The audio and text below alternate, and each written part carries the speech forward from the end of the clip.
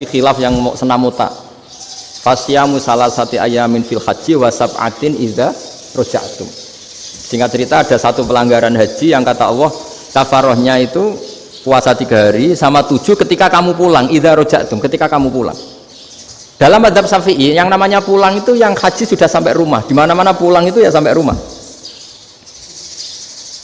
Dalam mazhab Abu Hanifah enggak, ketika orang sudah balik kanan dari Arab Saudi, dari Mekah, ya namanya sudah pulang. Misalnya gini, ini Pak Rektor pamit saya, Pak Haris. Gus, Pak Haris mana? Ya sudah pulang kata saya, padahal sampai Pandangan, sampai Tuban. Tapi bagi keluarganya, belum pulang. Lalu idza raja'tum ketika pulang itu bahasanya siapa? Bahasa istrinya apa bahasa yang ditamoni? Kamu ditamoni orang, terus tamunya mana? Sudah pulang. Tapi tanyakan istrinya, belum pulang. Khilaf-khilaf gini kok jadi geger itu kan goblok banget maksudnya itu. Jadi biasa, gini itu biasa. Jadi ya karena memang ini bukan masalah akidah, ini masalah furu'iyah, masalah fikih itu masalah furu'iyah. Khilaf kadang-kadang orang angen-angen, khilaf itu nggak mungkin enggak.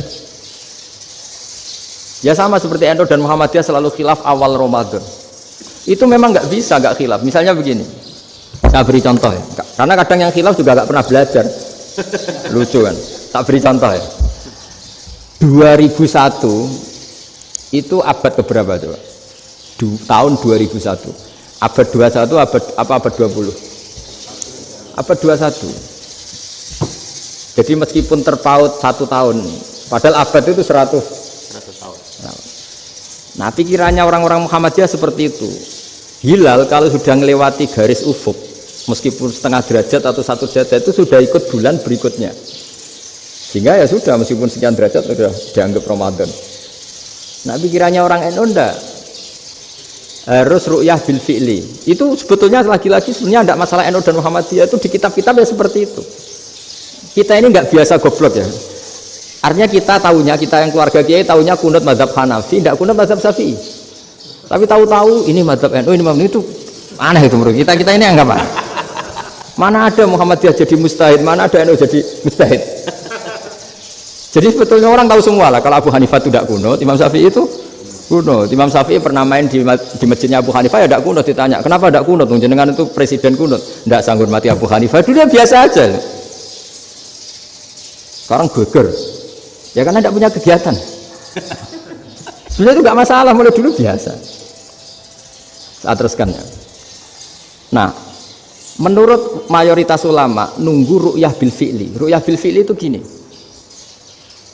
Mata telanjang bisa melihat karena agama ini menggantungkan perintah itu sama melihat. Kalau kamu tidak melihat itu bagaimana kena hukum?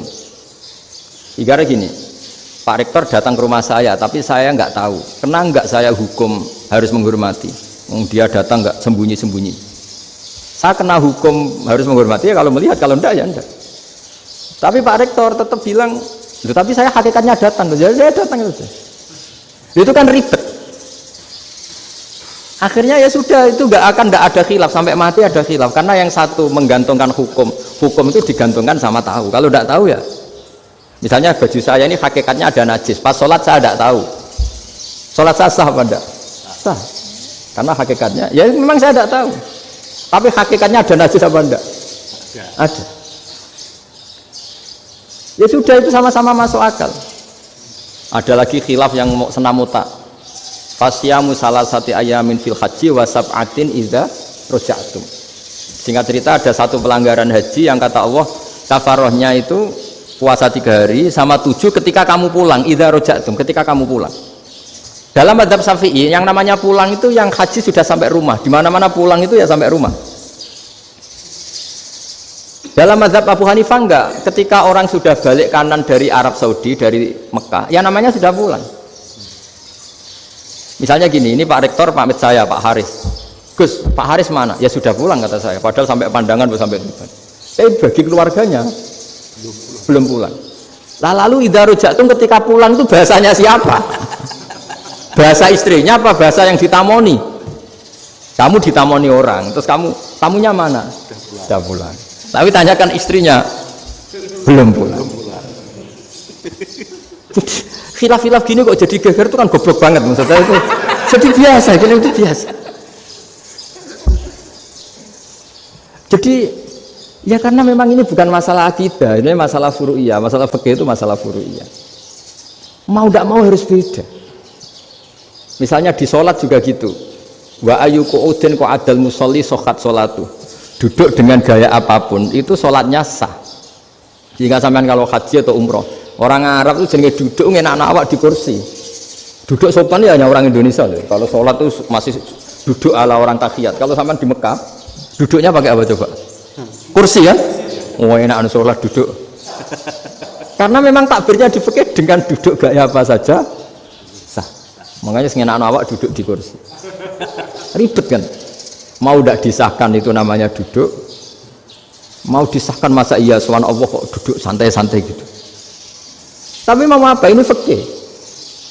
Ya sekarang lagi ini fikih. Fikih itu ya sudah ini fikih. Makanya kalau ulama berdebat misalnya Abu Hanifah berpendapat sholat itu wajib baca Fatihah apa asal Quran. Dalam mainstreamnya ya Fatihah karena la sholat alimalam yakro bi Fatihatil kitab. Tapi cara Abu Hanifah enggak. Faqra'u ma tayassara minal Quran, bacalah apa saja yang mudah bagi kamu asal itu Quran. Sementing gak gending Jawa gak nyanyi lah gitu. Ya sudah mau apa coba. Jadi ya susah memang kalau fikih itu ya sudah seperti itu. Ada lagi yang masih ekstrim misalnya. Yang namanya menyembelih hewan itu gimana coba? Dari hidup ke mati apa pasti mati disembelih? Cara madzhab Imam Syafi'i yang namanya menyembelih itu penyembelian harus menjadi sebab kematian. Itu yang sah. Karena lagi penyembelian menjadi sebab kematian yang syar'i.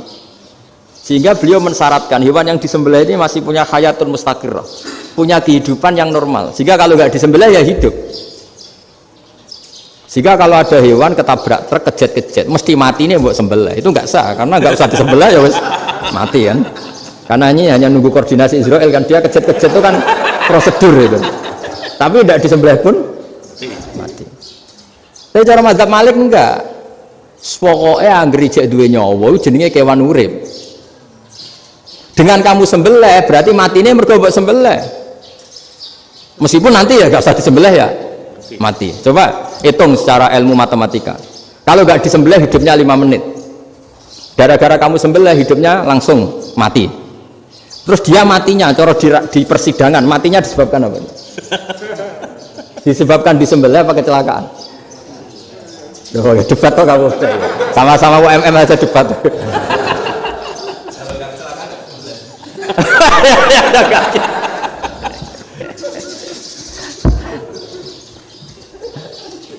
Loh, saya pernah mas ngalami nyata itu. Saya jalan-jalan sama anak saya pakai motor.